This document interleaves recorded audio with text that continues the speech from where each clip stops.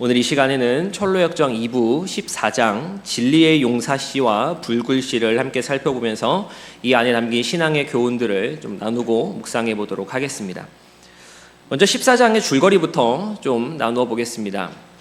순례자 일행은 기쁨의 산을 뒤로 하고 다시금 길을 떠납니다. 그러던 가운데 크리스찬이 변절을 만났던 곳, 그 일부에 나오는 크리스찬이 변절을 만났던 곳에 이르게 되고 담대는 다시금 순례자 일행에게 주의를 줍니다. 다시 길을 가던 가운데 이번에는 작은 믿음이 강도를 만났었던 곳, 물건을 다 빼앗겼던 그러한 곳에 도착합니다. 거기서 순례자 일행은 한 남자를 만나게 되는데 진리의 용사라고 하는 사람이었습니다. 그는 3대1로 싸우던 중이었는데 순례자 일행이 오는 소리를 듣고 그들이 도망갔다라고 그렇게 말하였습니다. 진리의 용사와 대화를 나눠본 순례자 일행은 그가 참된 사람임을 알고 같이 순례의 길을 걸어가자라고 그렇게 동행을 요청합니다. 길을 가면서 담대는 진리의 용사라는 인물이 어떻게 순례의 길을 떠나게 되었는지 그것을 다시 확인해 봅니다.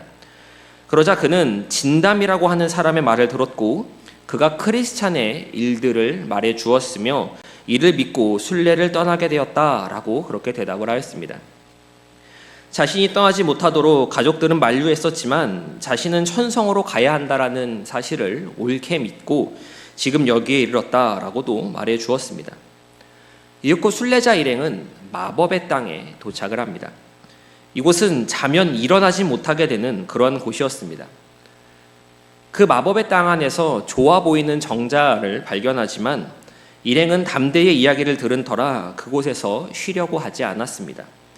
또 다른 정자에 이르렀을 때는 그곳에서 경솔이라고 하는 인물과 무모라고 하는 인물이 잠이 들어 있는 것을 보게 됩니다.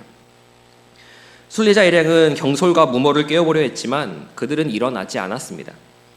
이들을 보며 담대는 이곳 마법의 땅에 대해서 그리고 이 마법의 땅에 펼쳐져 있는 원수의 계략에 대해서 설명해 주었습니다. 다시금 출발하는 순례자 일행은 불굴이라고 하는 인물을 이 마법의 땅 끝편에 다 달아서 만나게 됩니다. 담대는 그에게 동행하자고 하는데 알고 보니 정직의 고향 사람으로서 신실한 순례자였습니다. 불굴은 여기서 만난 물거품 마님이라고 하는 마녀의 유혹받은 이야기를 하면서 자신이 유혹을 거절한 이야기를 함께 나누어 주었습니다. 담대는 유혹을 이긴 불굴을 칭찬하며 불굴도 함께 순례자 일행에 포함하여 이들은 다시금 순례의 길을 떠나게 됩니다. 여기까지가 14장 진리의 용사씨와 불굴씨에 대한 줄거리 내용입니다. 여러 번 말씀드리지만 철로역정 2부는 모두 15장으로 마무리가 됩니다. 그럼 뭔데 오늘 배우는 내용이 몇 장이라고요? 14장입니다. 오늘의 내용이 14장이니 이제 천성에 도착 전까지, 목적지에 도착하기 전까지는 단 한 장만이 남아있는 그러한 상황입니다. 그런 상황 속에서 천성을 코앞에 두고 마주하게 되는 마법의 땅, 그리고 등장하는 인물 진리의 용사와 불굴은 커다란 의미를 가지고 있다라고 이야기할 수 있습니다. 오늘 이 시간에는 새롭게 등장한 두 인물, 진리의 용사와 불굴의 모습을 살펴보면서 이 안에 담긴 영적인 교훈들을 함께 나눠보도록 하겠습니다. 먼저 진리의 용사에 대한 부분부터 좀 나눠보도록 하겠습니다. 진리의 용사는 성도의 삶은 어떠해야 하는가라고 하는 것을 잘 보여주고 있다라고 할 수 있습니다. 우리 함께 따라해 보도록 하겠습니다. 성도의 삶은 어떠해야 하는가? 즉 어떤 삶을 살아야 하는가? 이 대답을 진리의 용사가 보여주는 모습들을 통해 생각해 볼 수 있다라고 하는 것입니다. 진리의 용사가 보여주는 삶의 모습, 성도가 가져야 하는 삶의 모습은 모두 세 가지로 정리해 볼 수 있습니다. 진리의 용사가 보여줬던 그 말과 모습들을 따라가면서 각각 이 내용들을 살펴보도록 하겠습니다. 첫째로 성도는 말씀을 분별하며 사랑하는 삶을 살아야 한다라고 하는 것입니다. 말씀을 분별하고, 말씀을 무엇해야 한다고요? 분별하고 사랑하는 삶입니다. 순례자 일행이 진리의 용사를 만나기 전 그는 싸우고 있었습니다. 3대1로 싸우고 있었는데 난폭과 무분별, 독단이라고 하는 자들로부터 3대1의 싸움을 벌이고 있었습니다. 순례자랑이 나타나게 되었고 순례자 일행의 오는 소리를 들은 이들은 도망치게 되었습니다. 담대는 진리의 용사로부터 이런 이야기를 듣고 참 대단한 싸움을 하셨네요 라고 그렇게 칭찬을 하였습니다. 그러면서 이 진리의 용사가 들고 있던 칼을 좀 보여달라 라고 그렇게 요청을 합니다. 진리의 용사는 흔쾌히 건네줍니다. 그런데 진리의 용사가 가졌고 싸웠던 칼을 담대가 받아들고서 하는 말이 아하, 이것은 올바른 예루살렘의 검이군요 라는 이야기를 합니다. 그러다 진리의 용사는 이 검이 어떤 검인지에 대해서 소개합니다. 누구든 이 검 한 자루와 이를 다룰 수 있는 기술만 있으면 감히 천사들과도 겨뤄볼 수 있고 어떻게 내리치는 줄만 알면 이 칼을 잡는데 두려워할 필요가 없다라고 그렇게 말을 해줍니다. 또 이 칼날은 무뎌지는 법이 없으며 살과 뼈뿐 아니라 영과 혼까지도 찔러 쪼갤 수 있다라고 그렇게 이야기를 해줍니다. 성도 여러분들께서는 진리의 용사가 가지고 있던 이 검, 이 칼이 무엇인지 눈치채셨습니까? 이 검은 성령의 검으로서 하나님의 말씀을 가리킵니다. 무엇을 가리킨다고요? 하나님의 말씀입니다. 우리 히브리서 4장 12절 말씀 함께 읽어보도록 하겠습니다. 시작. 하나님의 말씀은 좌우에 나에선 어떤 곰보다도 예리하여 혼과 영과 및 관절과 골수를 찔러 쪼개기까지 하며 또 마음의 생각과 뜻을 판단하나니. 아멘. 그런데 진리의 용사가 이 검을 소개할 때 어떤 이야기를 이야기했었습니까? 무엇을 말했습니까?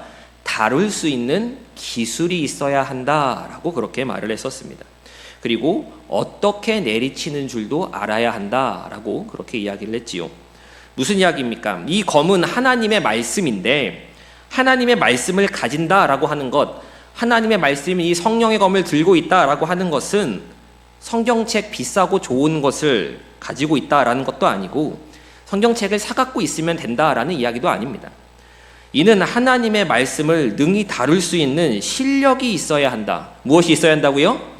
실력이 있어야 한다라는 것을 말하는 것입니다. 우리는 이걸로 싸우기 때문입니다. 바울 사도는 자신의 영적 아들 디모데에게 이렇게 당부했습니다. 디모데후서 2장 15절 말씀 함께 같이 읽어보도록 하겠습니다. 시작. 너는 진리의 말씀을 옳게 분별하며 부끄러울 것이 없는 일꾼으로 인정된 자로 자신을 하나님 앞에 드리기를 힘쓰라. 아멘. 우리가 참 잘 아는 말씀입니다. 그런데 우리가 보통 이 말씀을 볼 때 부끄러울 것이 없는 일꾼이라고 하는 것에 우리의 초점을 좀 맞추는 경향이 있습니다. 그런데 이 앞부분을 놓치지 말아야 합니다. 무엇입니까? 진리의 말씀을 옳게 분별하며 라고 하는 말씀입니다. 우리는 하나님의 말씀을 대할 때, 이 말씀을 읽고 묵상할 때, 그리고 이 말씀이 선포되는 것을 들을 때 옳게 분별하기 위해 애써야 합니다. 이 말씀이 무슨 뜻인가 고민하는 자세가 우리 가운데 있어야 한다라고 하는 것입니다. 에이, 그런 건 목사님들이 알아서 하시는 거고 내가 뭐 목사 될 것도 아닌데 그렇게 해야 되나? 아닙니다. 모든 성도는 말씀을 대할 때 이 말씀을 고민하는 자세가 있어야 합니다. 베레아 성도들을 우리가 기억하지 않습니까? 말씀을 간절한 마음으로 받고 정말로 그러한가 하여 날마다 말씀을 상고했던 그 모습이 오늘날 순례의 길을 걸어가는 우리 성도들에게도 동일하게 있어야 한다는 것입니다. 왜 그렇습니까? 우리도 진리의 용사와 같이 순례의 길을 걸어가는 가운데 싸우게 되기 때문입니다. 난폭과 무분별, 독단이라고 하는 적들을 진리의 용사가 만나지 않았습니까? 우리 역시 이러한 적들과 마주하게 될 수 있고 그들과 피 흘리기까지 싸워야 하는 것입니다. 그럴 때 진리의 용사가 칼 쓰는 법을 몰랐다면 어떻게 싸움에서 버틸 수 있었겠습니까? 그리고 여기서 또 하나 봐야 하는 것이 싸움을 대하는 태도입니다. 싸움을 대하는 무엇이라고요? 태도입니다. 담대는 진리의 용사를 보면서 그렇게 오랫동안 싸우고도 피곤해하지 않으시니 이상하군요 라고 그렇게 이야기를 합니다. 얼핏 보면 이게 칭찬인지 아니면 뭐 놀리는 말인지 싶기도 한데 진리의 용사가 하는 말이 나는 칼이 내 손에 붙을 정도로 싸웠지요 라고 이야기를 합니다. 칼이 손에 붙을 정도로 싸웠답니다. 그러면서 칼은 마치 내 팔에 도단한 몸의 일부처럼 느껴지고 피가 손가락을 통해 거기까지 흐르는 것 같아 피곤함도 모르고 용기 있게 싸웠습니다. 라고 그렇게 대답을 합니다. 여기서 잠깐 짚고 넘어갈 것이 하나 있는데, 철로역정 책을 읽어보신 분들은 아시겠지만 칼이 손에 붙을 정도로 싸웠다는 말 뒤에 사무엘상 3상 23장 10절이라고 써 있는 것을 보실 수 있습니다. 근데 제가 이 말씀을 준비하고 책을 읽어보면서 사무엘상 23장 10절을 찾았는데 아무리 주변을 살펴봐도 이 칼이 손에 붙었다라고 하는 내용이 없는 겁니다. 그래서 한참을 좀 찾았더니 사무엘상이 아니라 사무엘하에 있었습니다. 그러니까 책이 잘못 나온 거죠. 네. 혹시 책 가지고 계신 분이 계시다면 사무엘상이 아니라 사무엘하라고 하는 것을 좀 고쳐주셨으면 좋겠습니다. 다시 진리의 용사가 하는 말로 돌아오겠습니다. 그가 칼이 손에 붙을 정도로 싸웠다라고 그렇게 이야기를 했습니다. 마치 내 몸의 일부처럼 느껴져서 피곤함도 모르고 싸웠다라고 그렇게 이야기를 하는데, 이 말이 의미하는 것이 무엇이겠습니까? 하나님의 말씀이 나와 하나가 되었다라고 하는 것을 의미합니다. 하나님의 말씀이 내 안에 있어서 내가 의식하든 의식하지 않든 그 말씀 안에 머무르고 있고 그 말씀 안에 잠겨 있다라고 하는 것을 나타내는 것입니다. 어떻게 이것이 가능하겠습니까? 툭 치면 말씀이 나오는 겁니다. 어떻게 이것이 가능한가라고 한다면 이는 말씀을 사랑할 때 가능해집니다. 무엇할 때 가능해진다고요? 사랑할 때 가능해집니다. 말씀을 사랑하지 않고서는 이 경지에 결코 다다를 수가 없습니다. 성도 여러분들께서는 하나님의 말씀을 사랑하고 계십니까? 말씀에 대한 사랑, 이 말씀에 대한 사모를 성도들은 결코 가벼이 여겨서는 안 됩니다. 내가 정말 이 말씀 안에 잠겨 있는지, 말씀이 나를 움직이고 있는지, 말씀이 내 몸 가운데 흐르고 있는지를 매일의 삶 가운데서 점검할 수 있어야 하는 것입니다. 이렇게 말씀을 옳게 분별하고 말씀을 사랑하는 것, 이것이 진리의 용사가 보여주는 첫 번째 성도의 삶의 모습이라고 이야기할 수 있습니다. 둘째로 성도는 믿음의 본이 되는 삶을 살아야 한다라고 하는 것입니다. 무엇의 본이 되어야 한다고요? 믿음의 본이 되어야 합니다. 이렇게 대단한 진리의 용사, 이 인물은 어떻게 순례자가 되었습니까? 진담이라고 하는 사람이 전해준 크리스찬의 순례 이야기를 듣고 순례길을 나서게 되었습니다.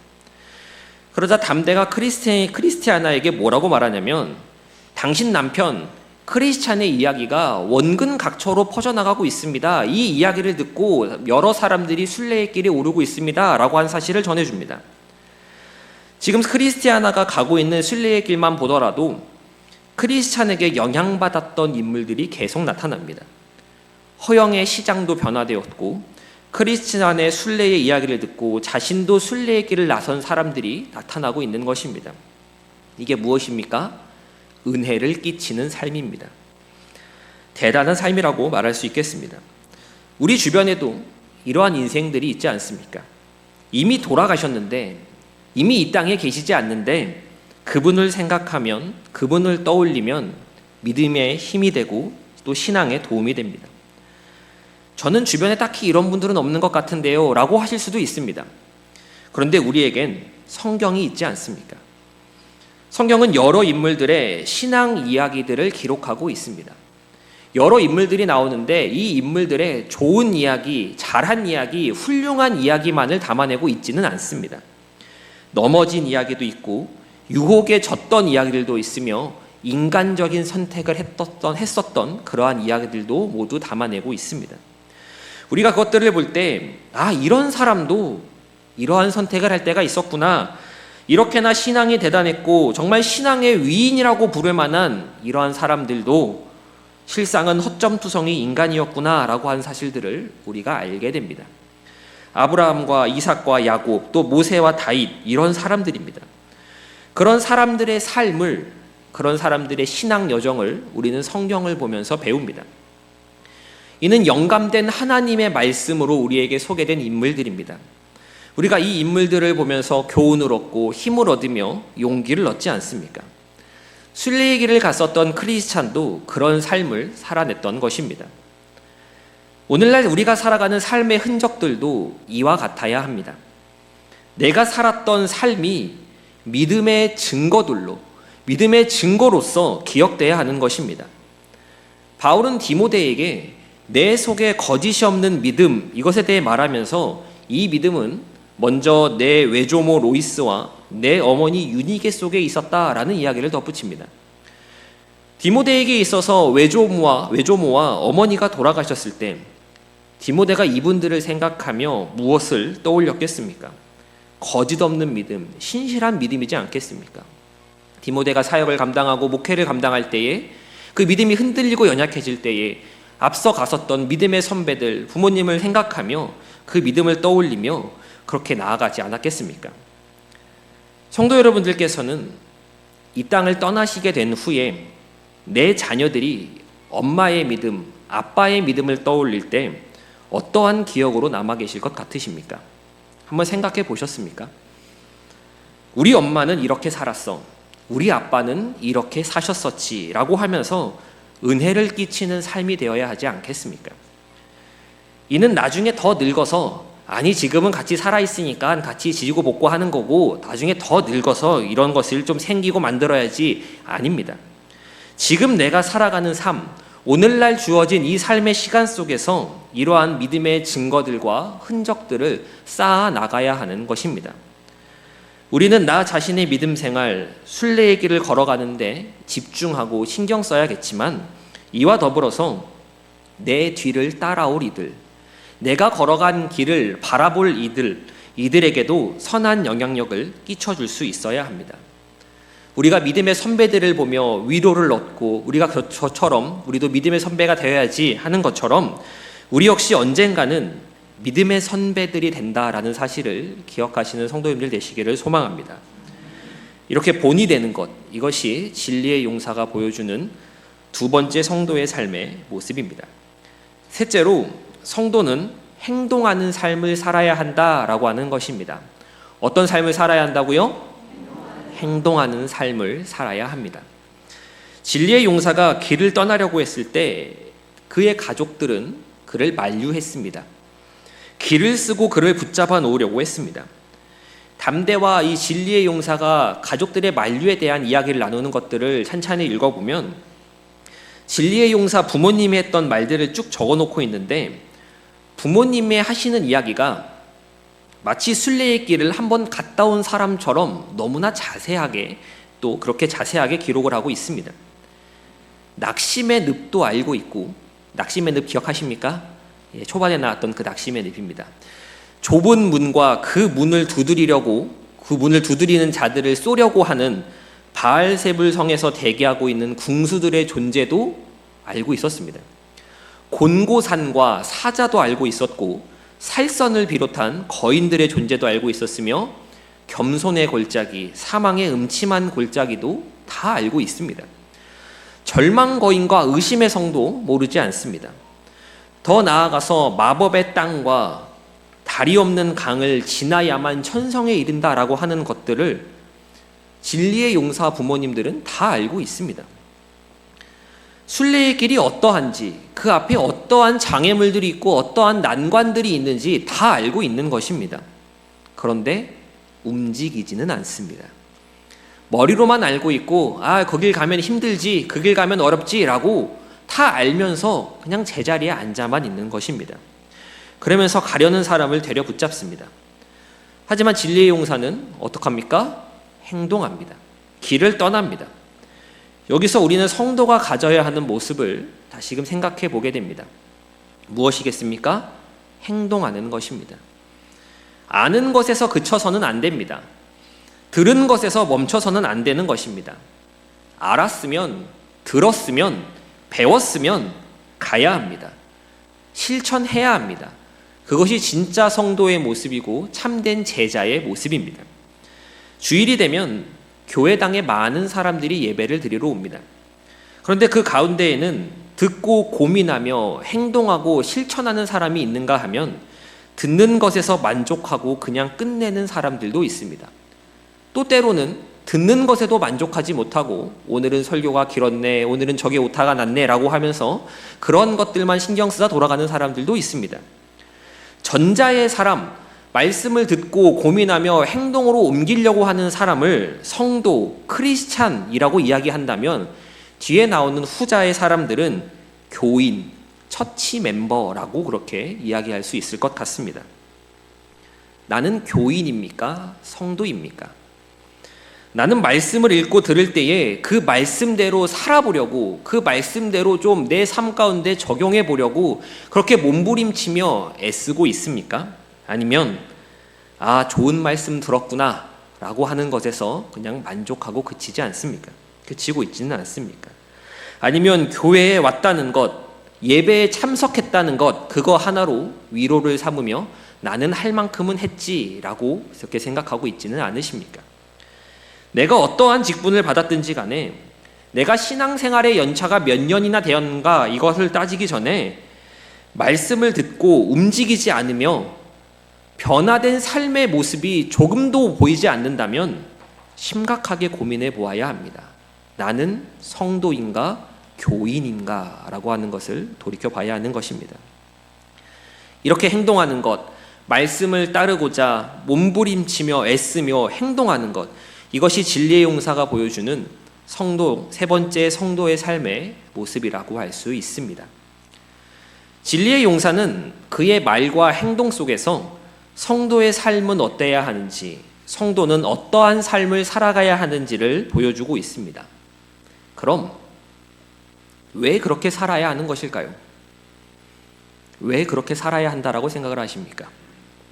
말씀을 분별하며 사랑하는 삶을 살아야 하고 믿음의 본이 되는 삶을 살아야 하며 말씀을 듣고 행동하는 삶을 살아야 한다. 왜 그렇게 살아야겠습니까? 라고 하는 질문입니다. 이 질문의 대답은 생각보다 간단합니다.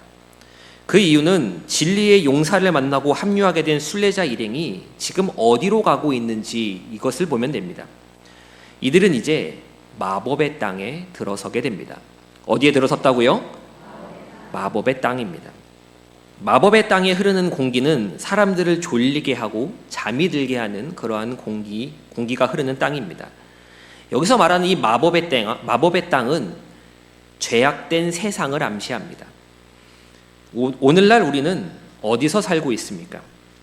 우리가 성도로 살아가는 이 땅이 바로 허영의 시장이고 바로 마법의 땅입니다.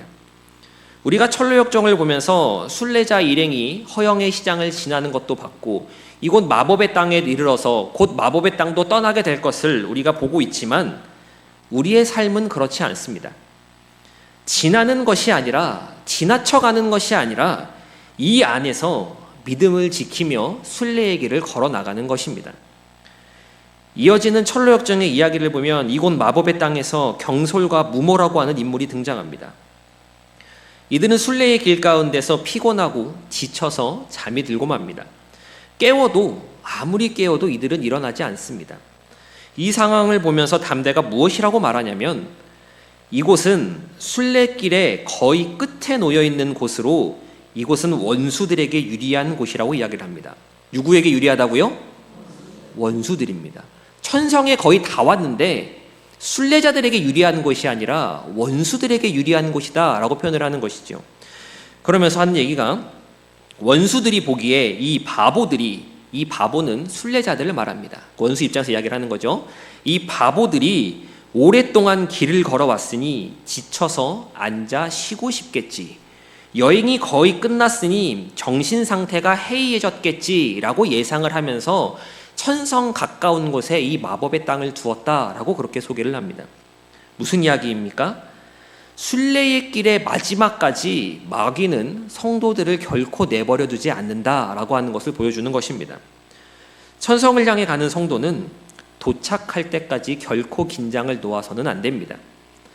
이제 다 온 것 같은데 할 만큼 한 것 같은데 섬길 만큼 섬긴 것 같고 수고하고 애쓴 것도 이 정도면 충분히 잘한 것 같은데 하는 그 순간 마귀는 그 마음의 틈을 비집고 들어온다라고 하는 것입니다.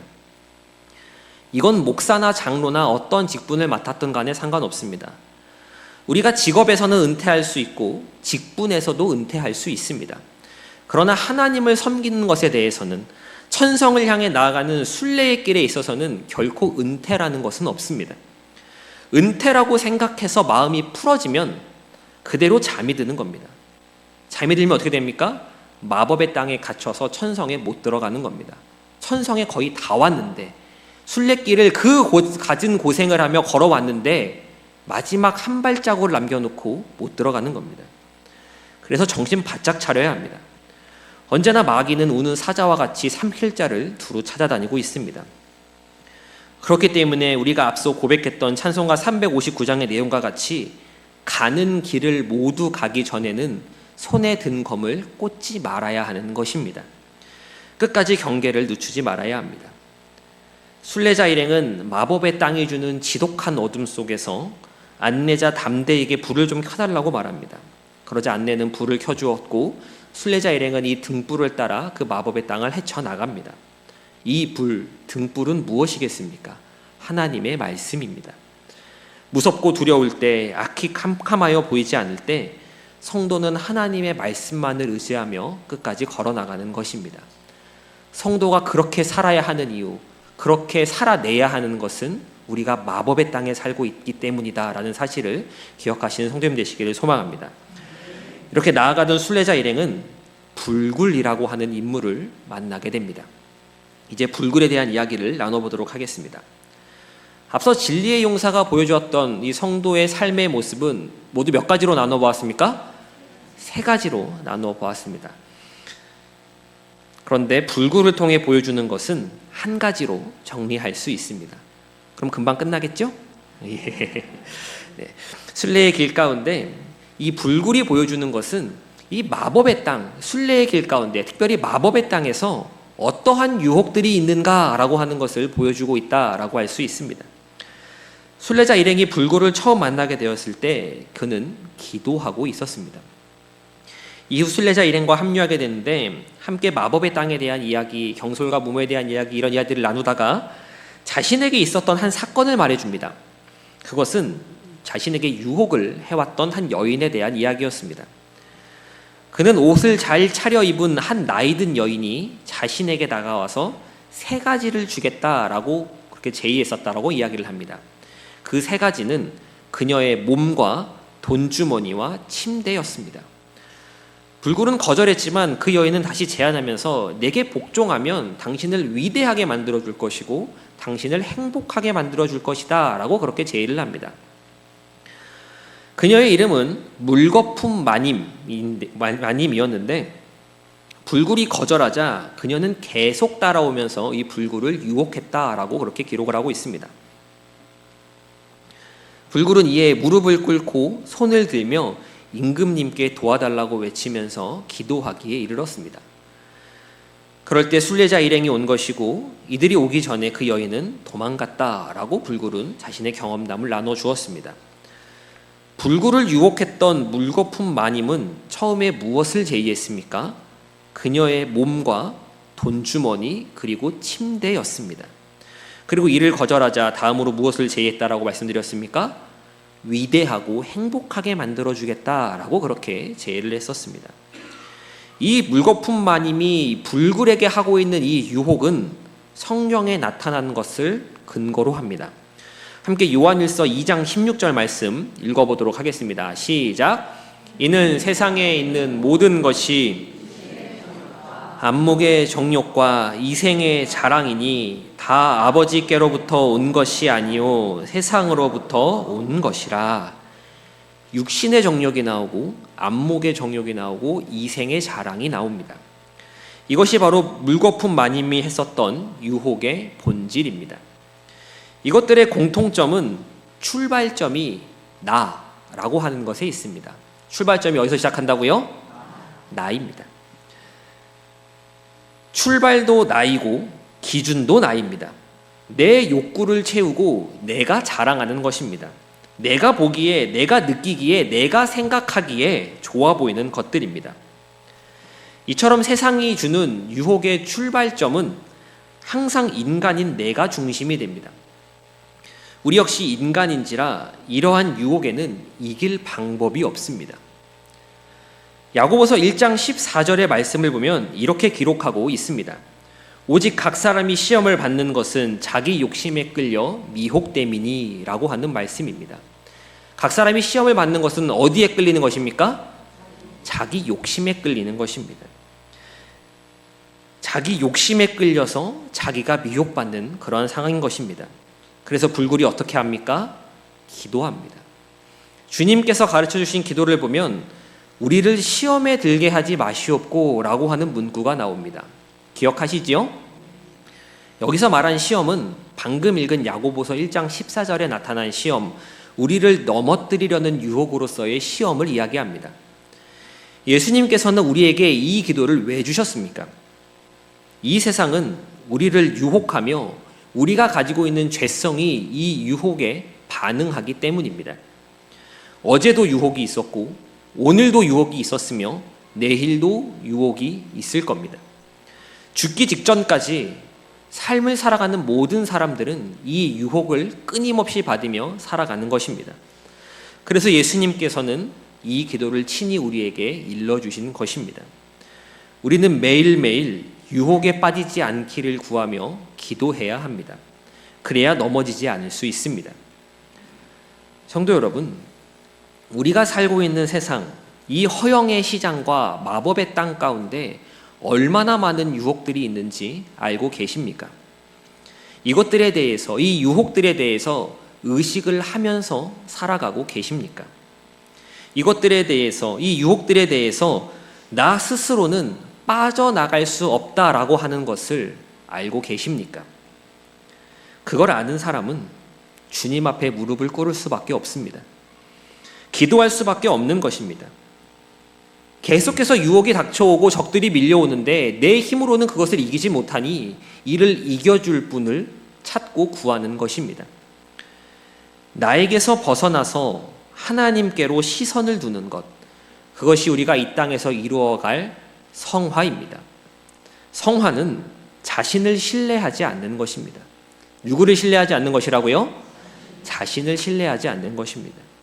우리는 자신을 믿는 경향이 있습니다. 말로는 아유 너 못 믿지 라고 하면서도 은근히 자기 자신을 신뢰하는 마음들이 인간은 다들 가지고 있습니다. 지금까지 잘해온 것 같고 실수한 것들, 헛발질했던 것들 생각이 잘 안 나죠. 잘한 것들만 생각이 납니다. 잘해온 것 같고 앞으로도 나는 잘해갈 것이다 라고 그렇게 우리 자신을 믿는 경향들이 있습니다. 그러나 이러한 생각들을 멈추고 내가 아니라 그리스도를 생각하는 것, 내가 중심에 있고 나를 믿는 것이 아니라 예수가 중심에 있고 그리스도를 믿는 것, 이것이 바로 성화인 것입니다. 불굴의 뜻은 어떤 어려움에도 굴하지 않는다라는 그러한 뜻을 가지고 있습니다. 어떻게 굴하지 않을 수 있겠습니까? 반석 대신 예수 그리스도를 붙들 때 가능한 줄 믿습니다. 매일의 삶 가운데서 주님을 의지함으로 거룩해져 가시는 저와 서울제일교회 성도님 되시기를 소망합니다. 이제 내용을 정리하도록 하겠습니다. 천성을 앞에 두고 순례자 일행은 진리의 용사를 만나고 마법의 땅을 보았으며 불굴이라고 하는 인물도 만나게 되었습니다. 성도는 세상 속에서 어떻게 살아야 하는지를 진리의 용사의 모습을 통해서 살펴보았고 불굴을 통해 우리에게 있는 유혹들과 이를 이길 방법을 함께 살펴보았습니다. 성도 여러분, 언제나 마지막의 직전이 가장 중요합니다. 끝날 때까지 끝난 것이 아닙니다. 이제 다 됐다고, 이제 다 왔다고 그렇게 안심하는 순간 유혹받고 넘어지게 된다는 사실을 우리는 기억해야 합니다. 끝까지 경계하며 내 손에 들고 있는 검, 하나님의 말씀을 꽂지 말아야 합니다. 그리고 끝까지 나를 의지하는 것이 아니라 주님만 의지하며 나아가야 합니다. 내 힘으로는 할 수 없고 내 능력으로는 이길 수 없지만 그 유혹들을 뿌리칠 수 없지만 주님 손에 맡겨드릴 때 승리가 있고 평안이 있으며 위로가 있는 것입니다. 순례의 길 걸어간다라고 하는 것이 참 쉽지 않고 정말 말 그대로 고단한 인생길이지만 함께 하신다 말씀하신 약속해 주신 그 주님의 말을 기억하며 천성까지 완주하시는 저와 서울제일교회 모든 성도님 되시기를 간절히 소망합니다.